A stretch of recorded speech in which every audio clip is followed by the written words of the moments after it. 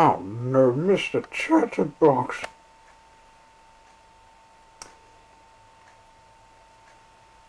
People can't have a chance to have their talk turn.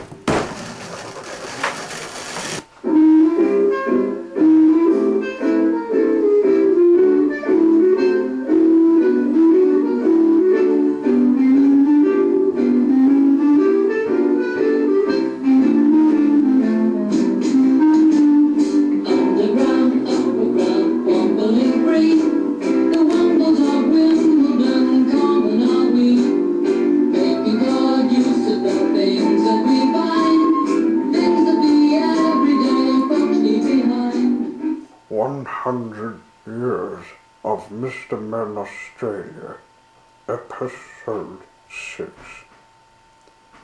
Mr. Chatterbox. Mr. Chatterbox was one of those people who simply couldn't stop talking.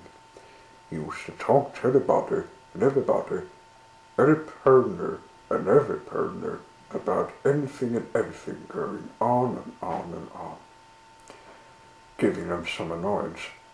And when he didn't have anybody else to talk to, he used to talk to himself. "Morning, Mr. Chatterbox," he used to say to himself. "Morning to you," he used to pat himself. "Nice day, isn't it?"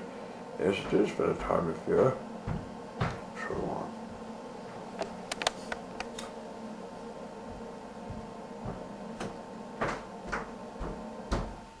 He lived in a house in the village. One morning, Postman Pat arrived with a letter for him. "Morning, Mr. Chatterbox," he said. "Ah, morning, Pat," said Mr. Chatterbox. "Although, as I was saying to myself early yesterday, or was it the day before? I seem to forget, however. It's not such a good morning in my opinion, but I might be wrong, although I'm not very often, as it was the other day, Monday. I think it was, or perhaps it was Tuesday. But never mind. It is a fine morning, don't you agree?" "Yes, of course you do, because that's what you said to me in the first place." And he went on and on all morning, and poor Pat was late delivering his letters. That afternoon, Twilight was taking Mr. Chatterbox to Canterlot Castle to meet Princess Celestia. "Hello, Your Highness," he said. "I haven't seen you before, since, your little one, Twilight, who is a princess, has read my book. I never heard about your country. I haven't visited. It's nice, and you and your sister are in charge of doing the sun and moon, but anyway, I was looking for the hat shop because the one in my head, as you can see, is getting, how can I put it, a little too old. I'm very full, let me sit in, yes. No. I don't think so. I don't think you talk. I don't think you talk too long because you're not letting me have a turn talk. Besides, night would come,"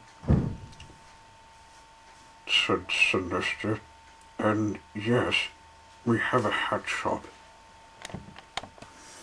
"Sorry, Princess, I knew he was like this. He talks all the time. I think I'll send him a hat that can help." The very next day, the new hat for Mr. Chatterbox arrived from Equestria. Pat gave it to Twilight. "Ah, at last," she said with a sigh of relief. "I think this hat's going to be the answer to Mr. Chatterbox talking so much."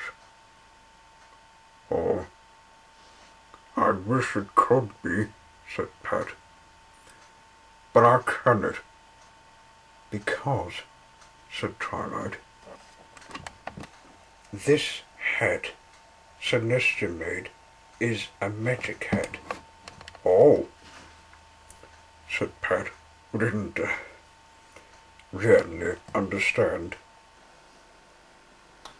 She took it round to the village. Mr. Chatterbox was waiting. "Oh, goody," said Mr. Chatterbox, taking the hat box and opening it. "It's my new hat, my lovely new hat. I couldn't wait for it to arrive because I got up early this morning, because, aren't I silly? I knew Celestia would make some fine hat because when we looked in the hat shop, there wasn't one. So this was made from, oh, isn't it beautiful, lovely? I do hope it suits me. Do you think it will?" "Yes, of course it will." "Why don't you try it on, sweetie?" said Twilight. "Try it on?" "Oh, yes. Of course I must try it on. How silly of me to stand here chatting on, talking when I haven't tried it on yet. Yes, I will put it on straight away. As I said, it's silly to talk about something new when you haven't tried it on. And so, he took the hat out of the box and put it on. It was a very wonderful hat. It's nice, the hat, made from your country you used to live in, and Celestia would like to see me wearing. All these years I wanted it, but while he was talking, a funny thing's happening.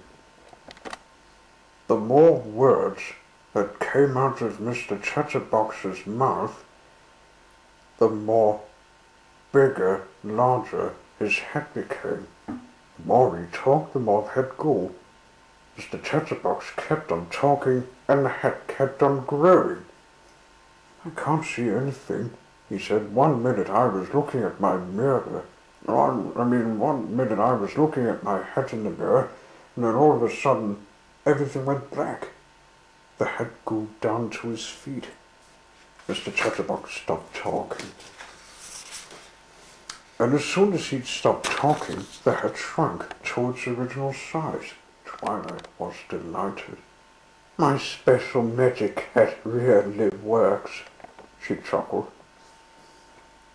The following day, he was out walking when he met Pat again. Hello, Pat, he said. Do you like my new hat? It really is wonderful. Have you ever seen anything like it? But you know what was happening, can't you? The hat grew large again the more he talked. Oh, now I know what Twilight meant by a magic hat, chuckled Pat, and went on his way, leaving Mr. Chatterbox speechless. He thought, thinking, not talking, thinking. And you know something? That had taught Mr. Chatterbox's lesson. He was careful afterwards never to be greedy talker again.